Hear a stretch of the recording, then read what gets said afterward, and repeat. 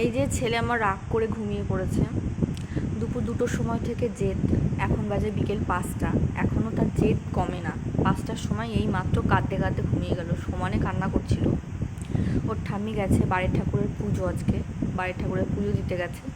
তো দুই ভাই বোনকে নিয়ে যাওয়া তো সম্ভব না, শুধু দিদিয়াকে নিয়ে গেছে। আর দুজনকে সামলে রাখা, যেহেতু পুজোয় ব্যস্ত থাকবে, আর ওর কথা হচ্ছে ওকেও নিয়ে যেতে হবে। তো একটু দুজনকে নিয়ে যেতে এবার ভয় ভয় পাচ্ছে, খুব জেদ, বলা তো যায় না পুজোয় ব্যস্ত থাকলে কোথায় থেকে কোথায় যাই, কারণ মা একাই যাবে। তো দুজনকে সামলানো সম্ভব না, যার জন্য নিয়ে যায়নি। আর এই যে এইভাবে আছে, এইভাবে রাগ করে এই মাত্র সেই দুপুর 2টোয় জেদ, এখন বাজে 5টা, কাঁদতে কাঁদতে আমাকে সমানে, মানে মাথাটা তো আমার হ্যাং করছে এখন, কি বলবো।